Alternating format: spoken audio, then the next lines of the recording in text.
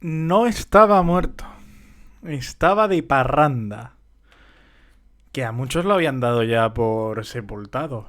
La primera crisis del gobierno viene por delante. Lo deja tirado, dije yo. Se acabó, dijeron algunos. Humillación. Y no estaba muerto, estaba de parranda. Bueno, estaba de parranda y viendo qué le podía dar a Cataluña, porque Pedro Sánchez ha salvado el primer gran tiro de la legislatura, el de los decretos anticrisis que ya van a entrar en vigor. Lo hizo ayer en el... Bueno, iba a decir en el Congreso. En el pleno del Congreso que se celebró en el Senado porque los diputados van a tener casa nueva dentro de poco, con algunas obritas que se están haciendo en esta institución. Así que el pleno del Senado le dijo ayer al señor Pedro Sánchez, sí, haga usted lo de las medidas anticrisis. A cambio, Cataluña, la Generalitat, va a tener las medidas de inmigración. Viendo que eso se lo ha sacado Junts, que recordemos es el partido de la derecha catalana, no esperamos nada progresista ni de izquierdas, la verdad. Se hubiera parecido mucho a si las competencias migratorias las tuviera el Partido Popular. Recordemos que el bloque progresista, el bloque que apoyó a Pedro Sánchez en la investidura, no es un bloque progresista como tal, es decir, esto lo digo todos los días, pero bueno, es hasta que se nos quede la copla. El PNV y Junts son de derechas. Otra cosa es cómo de bien se lleven con el Partido Popular. Pero el PNV y Junts son de derechas. También lo es, por cierto, Coalición Canaria, que ha visto interés, ha visto poder salvar al gobierno cuando lo necesitaba y que se podía sacar de ahí, y ha jugado bien sus cartas porque va a recibir a cambio una compensación que aún no lo sabemos. Coalición Canaria es el partido de la derecha. Con Ana Oramas, desde luego, era mucho más anti-Pedro Sánchez que ahora. Yo creo que con Ana Oramas esto no se hubiera podido hacer. Y es muy interesante cómo se mueve la legislatura y cómo se mueve la estabilidad parlamentaria. Porque le interesa mucho a Pedro Sánchez hacerse amigo de Coalición Canaria. Porque, hombre, no sabemos si va a ser un socio fiable, pero desde luego va a aportar una cantidad de apoyo que cuando haya una votación tan ajustada como la de ayer va a ser fundamental. 172 a 171. Y el Partido Popular que otra vez se queda solo con Vox y solo en algún decreto con Podemos. Podemos sigue siendo de izquierdas, Podemos sigue estando vivo, lo demostró ayer, tiene 5 diputados que prometen dar la batalla contra Sumar, no contra el gobierno, contra Sumar.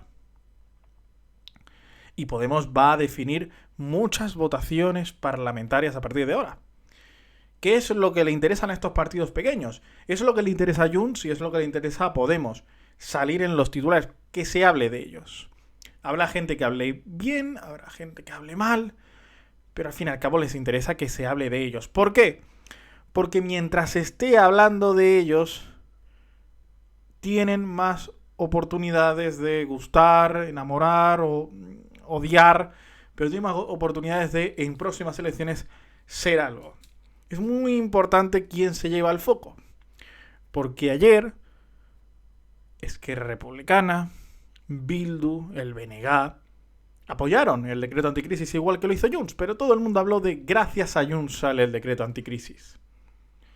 Gracias a que Junts a última hora in extremis se abstuvo o no se presentó a votar, sale el decreto de las medidas anticrisis y el de la digitalización de la justicia, con temas quizás técnicos que pienses que no te afectan tanto, pero que en el fondo sí te afectan porque eran claves para recibir 10.000 millones más de fondos de recuperación Next Generation por parte de la Unión Europea.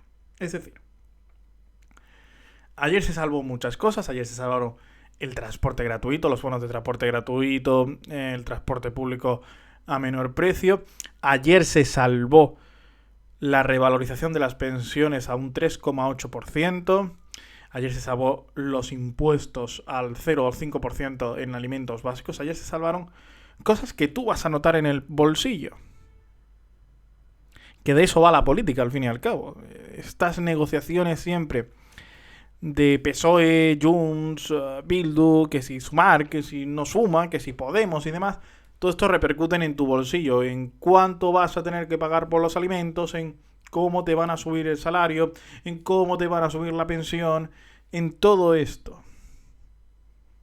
Y la legislatura tiene vida. Y esa es otra de las claves. Porque si no hubiera ocurrido lo que ocurrió ayer, si hubiera ocurrido lo que se esperaba que ocurriera ayer, hoy el mensaje y el diagnóstico sería completamente diferente. Sería, estamos en un punto de inflexión de una legislatura que no sabemos bien a dónde va. Pero la legislatura tiene vida porque a Junts le interesa apretar pero nunca ahogar. Porque puede pasar algo. Puede pasar que un día Pedro Sánchez diga, me he cansado de Junts. No va a ocurrir. Me he cansado de Junts. Voy a intentar pactar con el PP a cambio de no pactar con ningún independentista más. Se acabó. No va a ocurrir.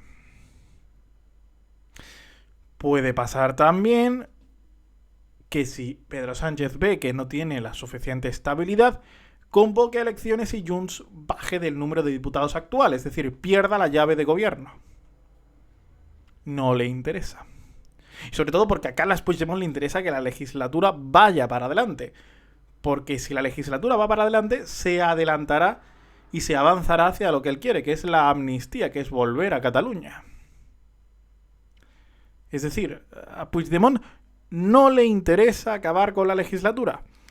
El problema de tensar la cuerda es que todo también tiene límites. Y que en algún momento alguien se puede cansar. De momento ha tensado la cuerda cuando llevamos 2 meses de legislatura en España. Muy poco, muy poco.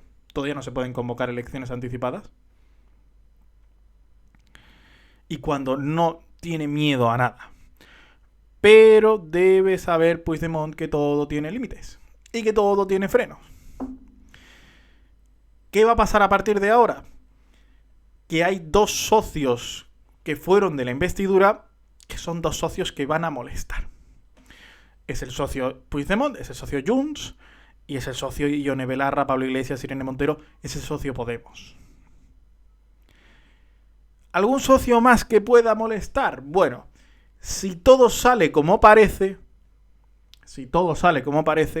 cuando sean las elecciones en Euskadi, que deben ser este año 2024, el Partido Socialista, el PSE, tendrá la clave, tendrá la llave del poder en Euskadi y podrá decidir si apoya al PNV o apoya a Bildu.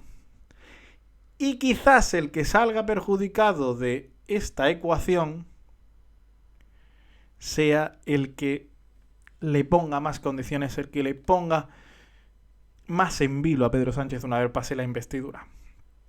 Es decir, los cimientos de la casa ahora mismo son frágiles, débiles, y puede haber un terremoto de una magnitud inesperada en cualquier momento. Pero a nadie le termina de compensar romper la cuerda. A PNV y Bildu porque esperarán el apoyo del PSE cuando sean las elecciones vascas. A Podemos porque necesita visibilidad hasta las europeas, que es ahora mismo su fin mayor. Hacer a Irene Montero eurodiputada. Y a Junts porque necesita a Puigdemont de vuelta en Cataluña. Lo necesita Junts, lo necesita Puigdemont, y no sabemos si alguien en España necesita que ese hombre esté de vuelta en Cataluña haciendo no sabemos qué. Pero a nadie le interesa romper la cuerda. Ayer España en algún momento se acercó al precipicio económico, al precipicio social más bien, pero no cayó. El problema es que vamos a estar, si no pasa nada, 4 años al borde del precipicio de la estabilidad.